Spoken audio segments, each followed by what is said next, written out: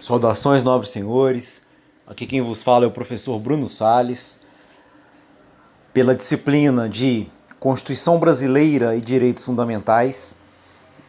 Iniciamos o nosso estudo do terceiro estudo dirigido, primeira semana. Vamos falar sobre direito de igualdade. Nós já tratamos do direito à vida, não é isso? Já tratamos do direito à privacidade, direito às liberdades, são várias liberdades, foram todas estudadas, pelo menos as principais. E agora passaremos o estudo do direito à igualdade. Notem que ainda estamos no caput do artigo 5º. Porém, o caput do artigo 5º é de extrema importância e deve ser estudado com profundidade, é o que nós estamos fazendo. O direito de igualdade ele é consagrado na Constituição em vários dispositivos. Só no artigo 5º ele é consagrado no mínimo 3 vezes.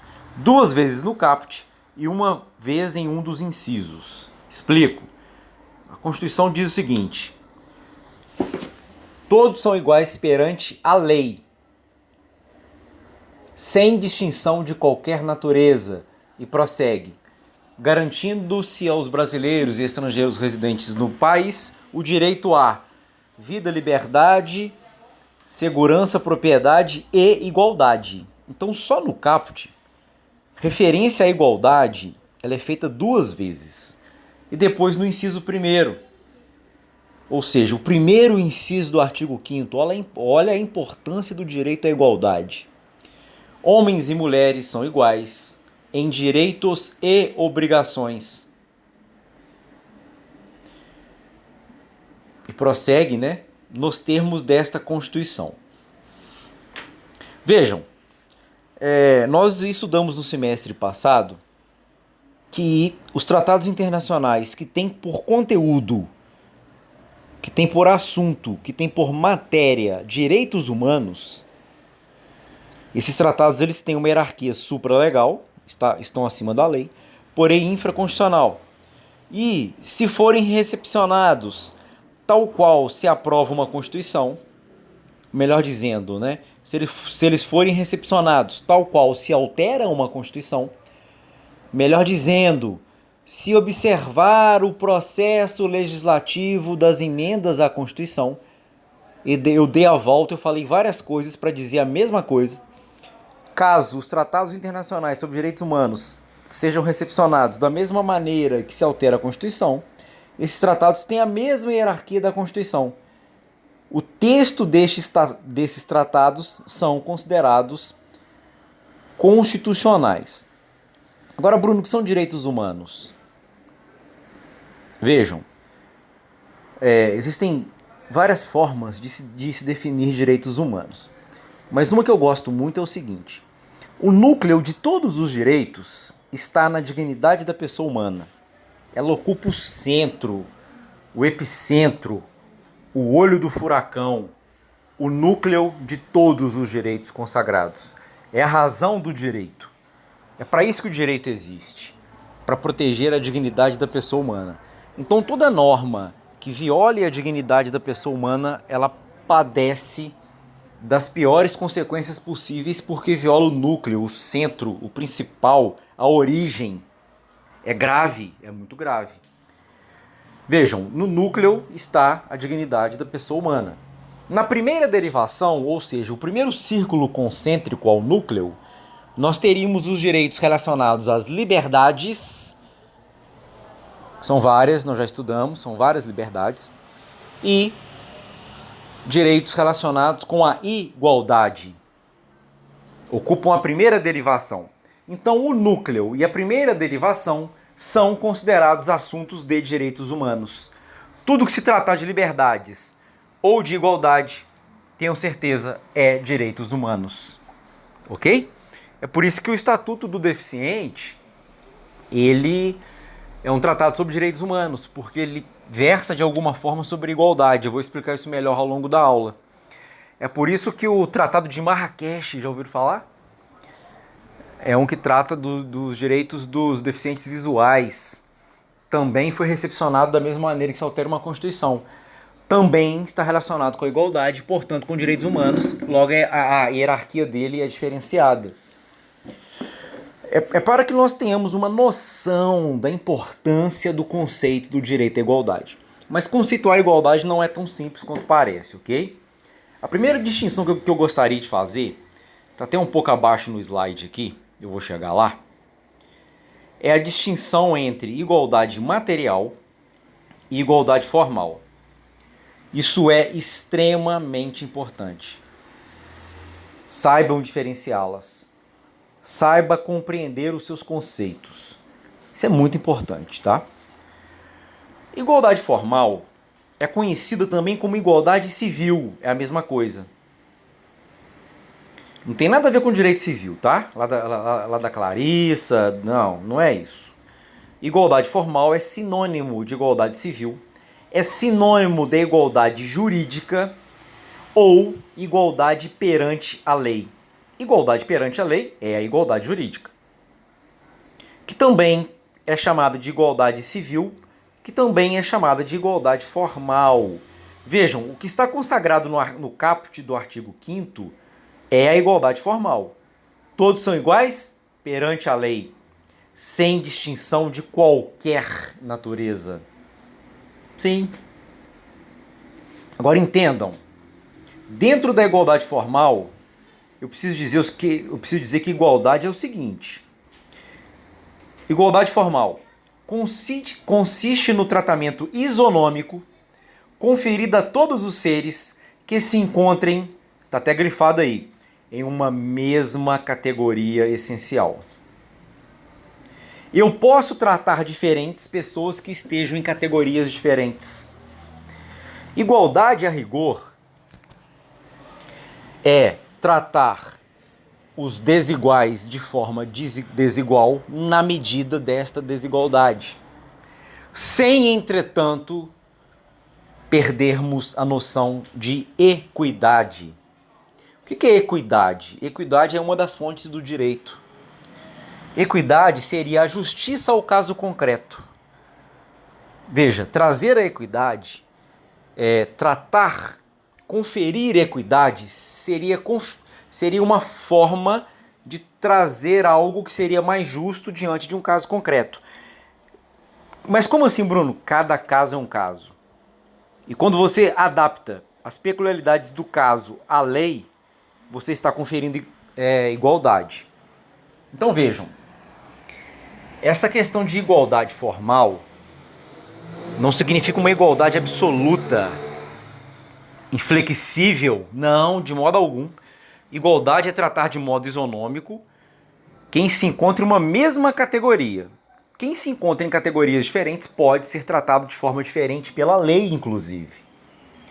Vejam, o princípio da igualdade ele deve ser interpretado à luz da teleologia que o informa, de modo que somente não serão admitidas discriminações arbitrárias ou diferenciações absurdas que não se encontram a serviço de valores constitucionais. Caso contrário, é possível sim a diferenciação sem violar o princípio da igualdade. Aparentemente eu estou dizendo coisas contraditórias, mas não estou. Vejam, eu posso tratar de forma desigual, eu posso diferenciar sem violar o princípio da igualdade. Eu posso. Desde que as pessoas não estejam em uma mesma categoria essencial. Desde que eu tenha como norte, como filtro, como parâmetro a equidade, que é trazer justiça ao caso concreto. Quer ver alguns exemplos? Agora eu vou subir de novo, a gente vai versar de novo aqui. Homens e mulheres são iguais nos termos desta Constituição. Ok? Homens e mulheres são iguais em direitos e obrigações nos termos desta Constituição. Quando ela ressalva nos termos desta Constituição, entendam, a Constituição possui inúmeros outros princípios, inúmeros outros valores, de tal modo que, para atentar a esses princípios e esses valores, será permitido tratar pessoas de modo diferente. desde que exista uma justificativa racional, objetiva e proporcional. Vou explicar um por um desses requisitos para se diferenciar alguém, ok? Mas voltando ainda na questão do tratamento isonômico entre homens e mulheres, quando ela diz, né, nos termos dessa Constituição, ela está ressalvando um tratamento diferente, desde que você justifique isso atendendo a um outro princípio constitucional. Se não ficou muito claro, eu vou explicar de novo. A Constituição diz que o tratamento entre homens e mulheres deve ser igual, ok. Porém, ela bota uma vírgula e bota nos termos desta Constituição. Significa que para eu atender a valores constitucionais eu posso tratá-los de forma diferente ou de modo diferente. Como assim? Quer ver o primeiro exemplo? A mulher ela aposenta com 5 anos a menos do que um homem na maioria dos regimes. Houve algumas alterações e coisa e tal, mas a tendência foi mantida. Na polícia, por exemplo, 30 anos para o homem e 25 para a mulher. Parece que eles estão querendo mudar e coisa e tal, mas até então a mulher aposenta com 5 anos menos. No projeto de reforma, a mulher aposentaria com o mesmo tempo do homem na polícia. Mas aí, de acordo com lutas, né, lutas sindicais e coisa e tal, fomos a Belo Horizonte, manifestamos, protestamos, enfim, nós conseguimos reverter essa regra. A mulher ainda assim continua aposentando com 5 anos a menos do que o homem. Na esfera privada também. Quando era 35 de contribuição para homem, era 30 para mulher. A idade mínima para aposentar do homem é diferente da idade mínima para aposentar da mulher dos regimes. Ué, então, Bruno, peraí, homens e mulheres são iguais. Parece que eu vi uma pesquisa, não sei dizer se essa pesquisa tem fontes fidedignas, que a maioria dos acidentes de trabalho com morte são de homens, a maioria dos acidentes de trânsito são com homens, a imensa maioria dos suicídios são com homens, doenças ocupacionais incapacitantes, aquela doença que a pessoa adquiriu no trabalho e depois torna o cara incapaz, a maioria são em homens. Enfim, não haveria. O homem vive bem menos do que a mulher, como média. A brasileira vive até tantos anos, o homem vive sempre menos. Ou seja, nesse sentido, a mulher tinha que aposentar igual ao homem, ou pior.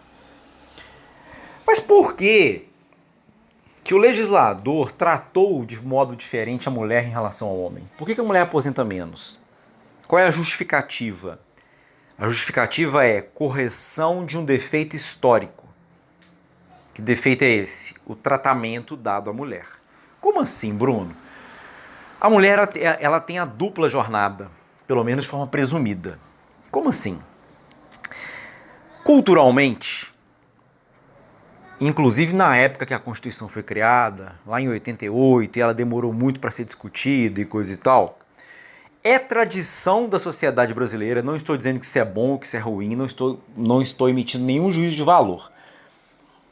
Eu estou apenas analisando como se um cientista fosse, como se um observador alheio a essa realidade fosse eu.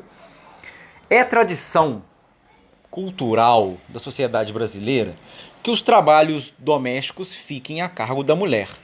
Bruno, que absurdo, você é machista. Não estou dizendo que tem que ser assim. Eu estou querendo dizer que na sociedade brasileira há esse entendimento. E isso é muito mais forte, isso é muito mais, digamos, firme nas categorias menos favorecidas de pessoas. As pessoas mais pobres. Como sempre, os pobres são os que mais sofrem e a mulher pobre sofre mais ainda. Sim, é uma realidade. Ela trabalha o dia inteiro fora, acorda cedo, pega ônibus, come mal no serviço para economizar e trabalha e vem embora para casa. O que ela tem que fazer? Ensinar as crianças a fazerem dever, limpar a casa, cozinhar, deixar tudo pronto para outro dia, passar roupa, lavar roupa, enfim, inúmeros. Ou seja, o cansaço, a submissão a horas e horas e horas de trabalho, a dupla jornada é pesada. O que indica que a mulher deva aposentar menos. Sim, eu entendo que isso é muito justo, há equidade nesse tratamento. Sem problemas. Bruno, as coisas estão mudando, não sei o quê. Eu conheço um caso que, ó, se a mulher chegar em casa e o marido dela não tiver lavado tudo, cozinhado, limpado, ele vai tomar uma coisa. Exceção. Exceção casual. Não é regra na sociedade brasileira. Até que isso seja tradição na nossa sociedade, uma tradição espúria ou não, uma tradição nefasta ou não, uma tradição mal vista ou não, é assim que funciona. E a lei precisa entender isso e tratar de forma diferente, por um critério de equidade. Houve uma justificativa razoável, proporcional, objetiva? Sim. Mas olha que questão interessante. Um grande amigo meu, inclusive ele é delegado também, do mesmo concurso que eu, estudamos juntos na academia de polícia, ficamos muito amigos e somos muito amigos até hoje. Ele se separou. Ele tinha um filho pequeno, tinha uns 3, 4 anos como delegado, ele se separou. E o filho ficou com ele. A mãe foi embora para a Europa, foi para Portugal. O filho ficou com ele. Ele que cuida do filho. Depois ele se casou de novo e coisa e tal, mas até então, inclusive até hoje, né? Quem cuidava da casa era ele, quem cuidava do filho era ele, quem fazia tudo era ele. Aí ele falava, eu vou entrar na justiça. Eu vou querer aposentar com 5 anos a menos. Olha, eu acho que não vai colar. Mas o argumento é inteligente, é interessante. Penso que vale a pena, né, tentar pelo menos. Se os custos dessa ação não forem muito altos, uma coisa que vale a pena ser discutida. Mas a tendência não é isso acontecer. O homem que se provar que ele tem dupla jornada aposentar menos. Não. A tendência é o contrário. A tendência é igualar a mulher ao homem. É porque nós brasileiros, né, como cidadão, nós estamos brigando muito para isso não acontecer. Mas a tendência é botar a mulher para trabalhar ao mesmo tempo que o homem. E eles têm até justificativa no sentido de buscarem fundamentos em estatísticas. Não concordo, tá? Eu não concordo. Os senhores têm direito de discordar. O que eu preciso que você... a questão da previdência, né? Se a mulher tem que aposentar com o mesmo tempo que o homem ou não, tal. Isso aí vocês podem ter... Porque tem muita gente que tem essa opinião. Que deve aposentar igual. Essa questão de dupla jornada... Ou então, né, os menos radicais, não. Então que prove a dupla jornada. Caso contrário, não. Caso contrário, ela tem que aposentar de forma igual. Imagina, né? Alguém que não se casou, que não tem filho, ou que o marido é o que cuida de casa. Pode acontecer. Então, aí nós inverteríamos a presunção? Como é que é isso? Ou então, de modo algum, tem que aposentar igual e pronto. Cada um tem direito, né, de concordar com a tese que quiser. O que eu preciso que vocês entendam agora, para este estudo nosso, neste momento, é que o tratamento diferenciado não viola o princípio da igualdade neste caso. Por quê? Porque o critério para eu diferenciar ele é objetivo. Homem e mulher. É um critério objetivo. Não tem juízo de valor ali. E outra. O critério é proporcional. 5 anos a menos. Não é nada de tão absurdo de diferença. É uma diferença razoável. É proporcional, então é razoável. E é para atingir uma finalidade constitucional. Qual seja proteção à família, inclusive. Proteção à mulher, que em tese seria desfavorecida nessa tradição, na medida que lhe é imposta uma jornada de trabalho excessiva, dupla. Ok? O que não é permitido é tentar diferenciar sem se pautar em nenhum valor constitucional. Um critério que é subjetivo, preconceituoso, arbitrário, discriminatório, isso não pode. Isso não pode. Aí viola o princípio da igualdade, sim. Tem um artigo na Constituição, olha que interessante, ele é bem esclarecedor. É o artigo 7º. Ele trata dos direitos dos trabalhadores urbanos e rurais. Lá no inciso 30, tem um dispositivo que diz o seguinte: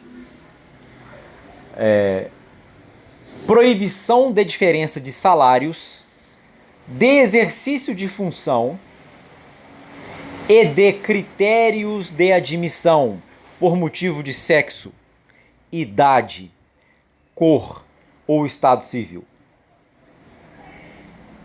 Toda a legislação trabalhista se baseia no artigo 7º da Constituição. Se você quer mexer com o direito do trabalho, é uma área boa, dá dinheiro e é rápida, ela anda, aquela justiça anda, as coisas se resolvem e ali gira muito dinheiro, dá dinheiro, tá? Vejam, toda a legislação trabalhista ela começa pelo artigo 7º da Constituição. E tem um artigo na Constituição, tem um inciso desse artigo 7º que diz que você não pode dar salários diferentes, você não pode diferenciar em função e o critério de admissão, em virtude inclusive do sexo, também da idade, da cor e do estado civil. Se qualquer empregador agir de forma diversa do que está estabelecido nesse dispositivo, tem uma série de reprimendas.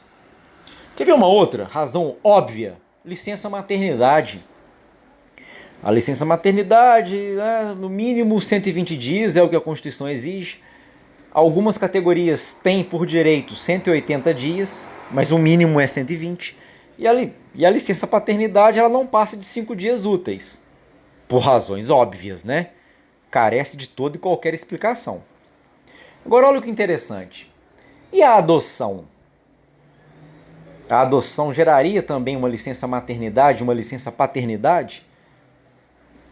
Uma licença paternidade ainda que muito pequena, né? 5 dias úteis, ou 5 dias corridos, eu não tenho certeza. Cada legislação estabelece de uma maneira.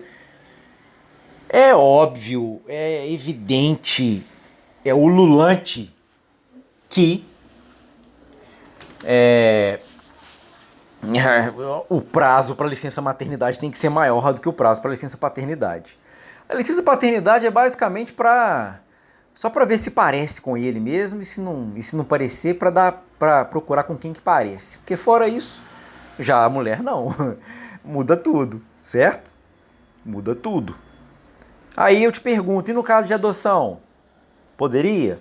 A jurisprudência tem entendido que sim. Só que eu preciso responder o seguinte, uma pessoa pode ser adotada em qualquer idade, tá? Desde que exista uma diferença mínima de 16 anos entre o adotado e o adotante. Mas a adoção pode se proceder em qualquer idade, certo? Aí alguém já está pensando em fraude, né? O cara tá lá que adota porque a amante dele, o velhinho... Não, aí é fraude. Vocês vão estudar em direito civil que tem como anular esse ato de adoção. Não estou falando de fraude, tá? Aí eu penso, a licença maternidade só teria sentido quando se adota um recém-nascido? E quando se adota uma criança de mais idade? Ou até mesmo um adolescente, ele pode ser adotado. Ou até mesmo um adulto. Às vezes ele conviveu como se filho fosse a vida inteira, mas não existia adoção formal. Então na fase adulta, ele pode ser adotado pelos pais afetivos, que não são pais biológicos. Certo? Quando eu digo pai afetivo, eu estou me referindo àquilo que a gente chama de filho de criação. É aquela pessoa que é criada por um casal, como se filho fosse, mas não foi formalmente adotado, ok? Ela pode ser adotada, inclusive, em idade adulta, não tem problema. Eu penso que só seria razoável se fosse recém-nascido ou criança. Tem um argumento que diz que o período de adaptação não é muito fácil, principalmente para quando a criança já tem uma idade. Então seria necessário que a mãe ficasse em casa, cuidando, passando mais tempo. Porque é o seguinte, nós estamos aqui em Uba e coisa e tal, salvo quem mora em outras cidades, e eu admiro muito essas pessoas, a gente chega em casa rápido. Agora você imagina você morar num lugar que você vai trabalhar lá, que você gasta 2 horas para chegar e duas horas para voltar. Então são 4 horas no dia, mais a jornada de trabalho, ou você não passa tempo com seus filhos. Só final de semana e olhe lá. Como é que você vai adaptar uma criança, né? Aí valeria sim. E todo e qualquer incentivo à adoção de uma criança deve ser observado, né? Qualquer coisa que atrapalhe ou impeça a adoção de uma criança não pode ser admitida pela lei, beleza? Bom, falando disso, do direito da igualdade e de que é permitido diferenciações, desde que se observe alguns critérios, a própria Constituição, ela diz que tem que ter igualdade na relação de trabalho em razão do sexo. Mas vejam, Bruno, eu já vi um concurso uma vez que só tinha vaga para mulher. Agente penitenciário, por exemplo, que hoje são policiais penais, né? Mudou, tá? Eles eram agentes, hoje eles são polícia. Hoje existe, além da Polícia Civil, da Polícia Militar, da Polícia Federal, existe a Polícia Penal. Eles têm status de polícia. Aí, para a Polícia Penal feminina, claro, para trabalhar no presídio feminino, óbvio. Mas, Bruno, tá dizendo que não pode diferenciar? Mas se houver critérios, se existir critérios objetivos, razoáveis e para atender uma finalidade constitucional, será permitida a diferenciação? Sim. A Bruna já vi prova para PM que só tinha vaga para mulher? Sim. Isso pode, porque está de acordo com a Constituição. Agora deixa eu explicar para vocês essa questão do concurso público, tá? Bruno, o concurso, né, em regra, não pode diferenciar ninguém, então. Em razão da idade, do sexo, nada, claro que não. Porém, em algumas situações, sim. Só que para eu observar essa estrutura legal, a primeira coisa tem que existir uma lei diferenciando. E os senhores já conhecem o conceito de lei. Edital de concurso não é lei. O edital é emanado do órgão que vai selecionar o servidor. Edital não tem status de lei. A lei é aquela que foi aprovada pelo Poder Legislativo. Lei é aquela, certo? Lei é aquela que passou pelo regular processo legislativo estudado por nós e depois alcançou a última fase e foi publicada e promulgada. Beleza? Edital não é lei. Se o edital fizer uma exigência e não se apoiar em lei, essa exigência é inconstitucional, nós conseguimos derrubá-la na justiça fácil. Então a primeira coisa, para qualquer concurso público, diferenciar homem de mulher ou idade, é uma exigência em lei. Na polícia, por exemplo, tem limite de idade, né? Na Polícia Civil não tem mais. Olha que argumento interessante. Inclusive isso gerou várias ações. Era 32.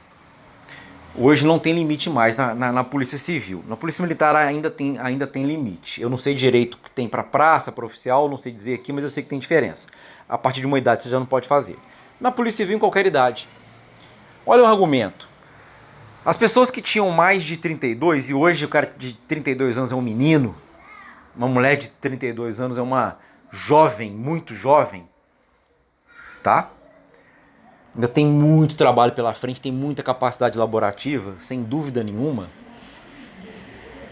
As pessoas passaram da idade e fizeram a prova. Entraram com o liminar. Passou no teste físico, pera aí.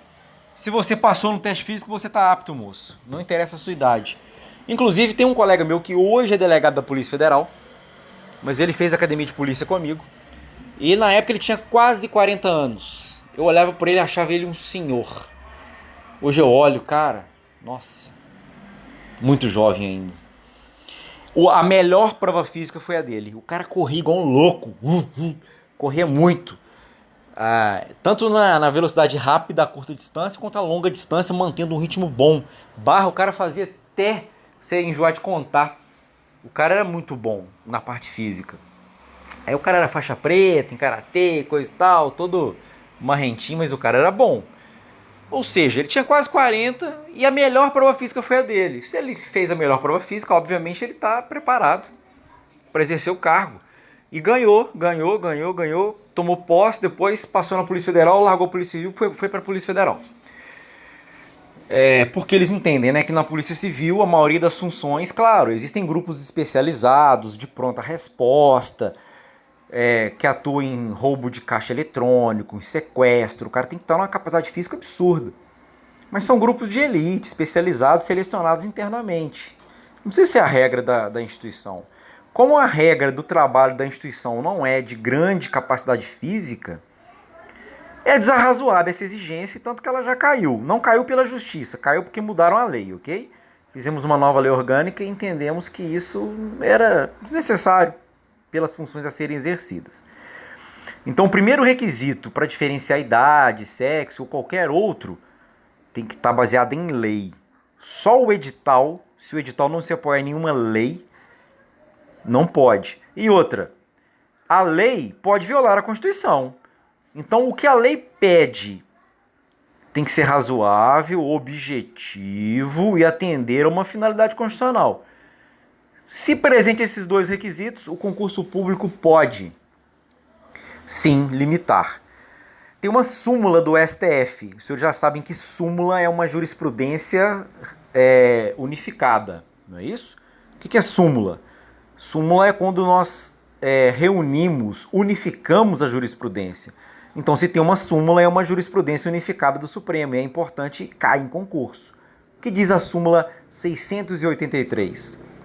Ela diz que o limite de idade para inscrição em concurso público só se legitima face ao artigo 7º, inciso 30, quando possa ser justificado pela natureza das atribuições do cargo a ser exigido, ok? Então, um concurso para exigir prova física, essa exigência tem que estar em lei. Um concurso público que limita a idade tem que estar em lei. Um concurso público só para determinado gênero ou sexo também tem que estar baseado em lei. Ok? Olha que caso interessante também. Chegou na justiça, esse cara eu sei que ganhou. Foi difícil o que ele fez, mas ele ganhou. Eu estudava junto com ele na época, fazia cursinho com ele no sábado. Sábado o dia inteiro de cursinho via satélite na época. Lá em Muriaé. Esse cara era escrivão de polícia em Itaperuna. Itaperuna é estado do Rio, faz divisa ali, é pertinho ali. E o escrivão no Rio ganha bem, o cargo dele era bom. Tanto que ele ia e voltava todo dia, porque ele morava, na verdade, em Muriaé, mas ele ia a Itaperuna, trabalhava, voltava. E ele fez um concurso para delegado de polícia do Espírito Santo. Ele tá lá hoje. Ele passou. Só que ele ficou no teste psicológico. Estudando muito, cansado, pega muito plantão, vira à noite. O cara não passou no teste psicológico. Eu não entendo, eu passei 3 vezes. Eu passei para tirar carteira, eu passei no de delegado, que é muito rigoroso. Apesar de às vezes não selecionar tão bem assim, mas tudo bem. E eu passei também na prova psicológica para juiz. Olha que interessante, na prova para juiz e promotor, o teste psicológico é feito antes da prova oral. Por que será, né? Será que na hora que você vai fazer a prova eles já sabem qual é o seu perfil? Interessante, né? De qualquer maneira, eu passei em 3, então eu tenho motivos para desconfiar da eficácia desses testes. E esse cara não passou. Só que olha o que ele alegou. Peraí, quando eu fiz para tirar a carteira, eu passei. Quando eu fiz para entrar na polícia do Rio, eu vou mexer com arma, eu vou mexer com situação tensa, com crime, com morte, com miséria, eu passei. Eu tenho lá 10 anos de trabalhos prestados sem nenhum relato de comportamento inadequado. Peraí, tem alguma coisa errada. Então eu tenho que aposentar. Então eu tenho que aposentar aqui como escrivão aqui no estado do Rio. Se eu não posso ser delegado do Espírito Santo. Interessa que ele entrou com a liminar e foi hoje ele é delegado do Espírito Santo. Ele ganhou essa briga. Tem tudo a ver com o princípio da igualdade, ok, pessoal? Vamos falar um pouquinho mais de princípio da igualdade aqui.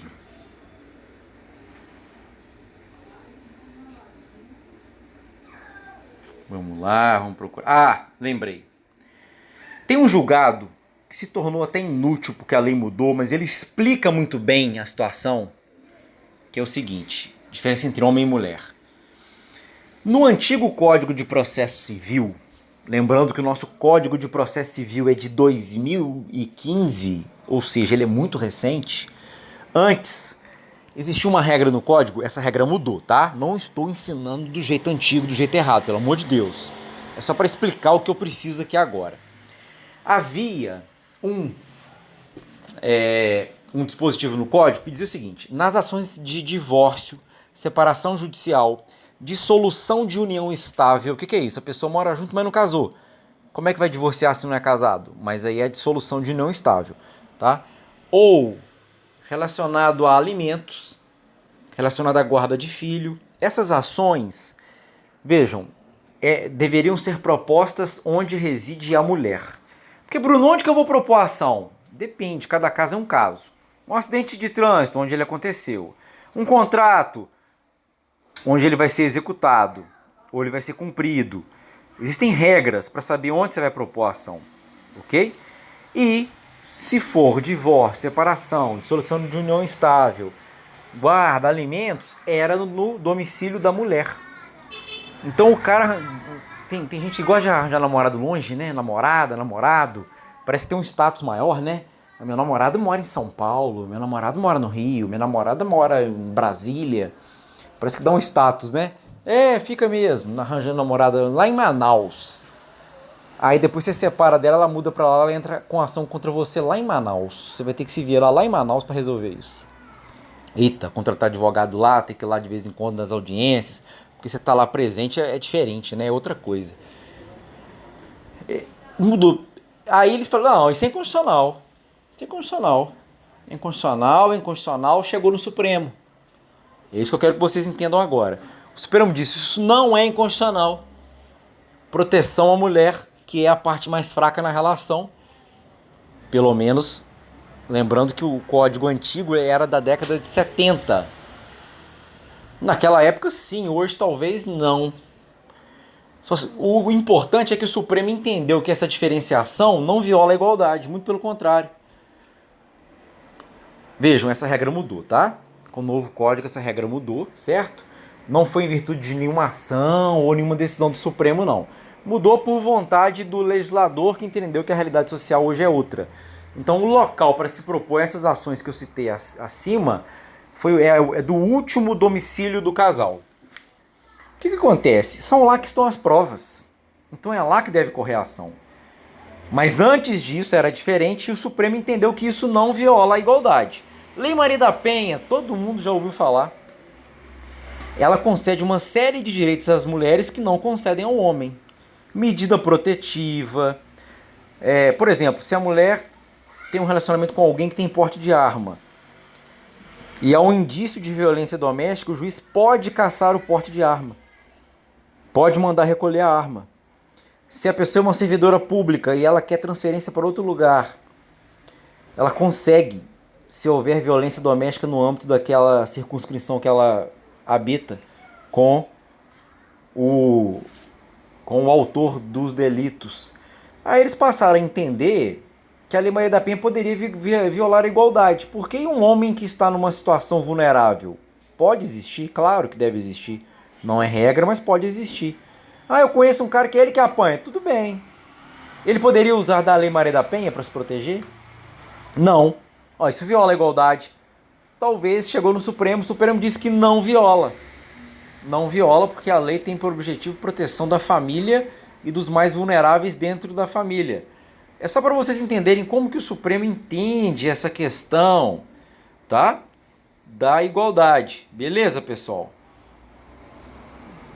Então eu acredito que, explicado que dentro da igualdade formal, que é o tratamento de igualdade perante a lei, que é a igualdade jurídica, que é o mesmo que igualdade civil, é dar tratamento a pessoas que se encontram numa mesma categoria, um tratamento igual. Pessoas que se encontram em categorias diferentes, é possível tratamento diferente. Quer ver um outro exemplo?